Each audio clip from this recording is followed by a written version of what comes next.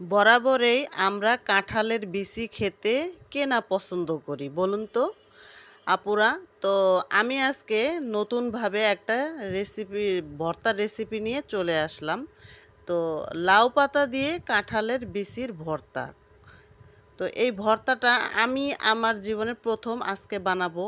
আমি জানি না আপনারা খেয়েছেন কি না। তো আমার লাইফে আজকে প্রথম। তো যাই হোক, আসসালামু আলাইকুম প্রিয় ভাই ও বোনেরা, আপনারা কেমন আছেন? আশা করি সবাই ভালো আছেন, আমিও আলহামদুলিল্লাহ ভালো আছি। তো এখানে আমি দেখুন কাঁঠালের বিচির ভর্তা বানাবো লাউ পাতা দিয়ে। যাই হোক, আমি লাউ পাতা, আমার আজকে লাউ পাতা নাই, আমার কাছে মিষ্টি কুমড়া পাতা আছে। তো আমি মিষ্টি কুমড়ো পাতা দিয়েই বানাবো। লাউ পাতা আর মিষ্টি কুমড়ার পাতা যে কোনো একটা পাতা নিলেই হবে। তো যাই হোক, এখানে আমি নিয়েছি প্রথমে কাঁঠালের বিচি, নিয়েছি রসুন বেশ কিছুটা, আর নিয়েছি পেঁয়াজ। তো একসাথে আমি এগুলাকে সেদ্ধ করতে চুলায় বসিয়ে দিলাম। তো এটা সেদ্ধ হইতে তো একটু টাইম লাগবে, তাই আমি মিষ্টি কুমড়ো পাতাটা পরে দিব, তাহলে কালারটা সুন্দর থাকবে এই জন্য। তো এখানে দেখুন আমি আগে দিয়েছি কি কাঁঠালের বিচি, রসুন, পেঁয়াজ আর কাঁচামরিচ। এখানে আমি শুকনো মরিচ আর কাঁচামরিচ দুইটাই ব্যবহার করব।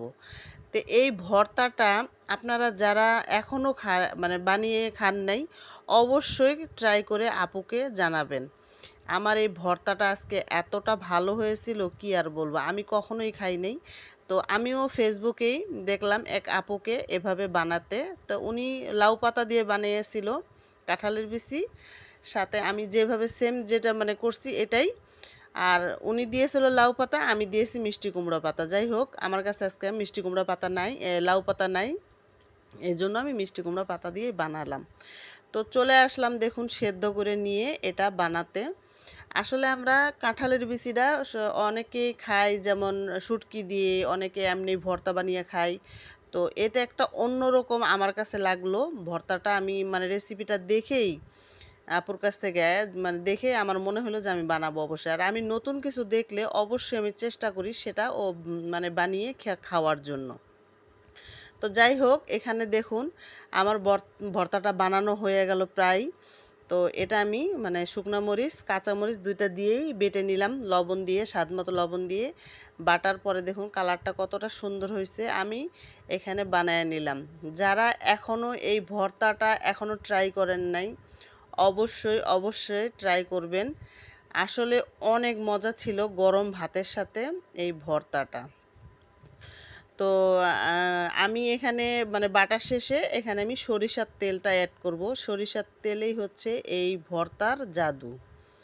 তো যাই হোক, এই যে দেখুন আমার ভর্তাটা এখন বাটা প্রায় শেষ। আসলে এক হাত দিয়ে ক্যামেরা ধরে আর এক হাত দিয়ে ভর্তা বাটা, এটা তো কোনোভাবেই সম্ভব না। যাই হোক, অনেক কষ্ট করে ভিডিওগুলো বানাই। এটা আসলে যারা যেই কাজটা করে সেই কাজটার মানে মূল্য বুঝে। তো যাই হোক, আমার মতো যারা এইভাবে ভিডিও বানিয়ে তারপরে আপলোড করেন তারা তো অবশ্যই জানেন। তো আমার ভিডিওটা যদি ভালো লেগে থাকে আপনাদের কাছে, অবশ্যই লাইক কমেন্ট করে আমার পাশে থাকবেন। তো আমার এই যে ভর্তা বানানোটা শেষ, এটা আসলে বললাম না, যারা এখনও খান নাই আপুরা, অবশ্যই অবশ্যই আপুরা এই ভর্তাটা ট্রাই করবেন। লাউ পাতা বা মিষ্টি কুমড়ার পাতার সাথে কি জানি বলে কাঁঠালের বিচির ভর্তা। তো দারুণ ছিল আমার ভর্তার রেসিপিটা আজকে।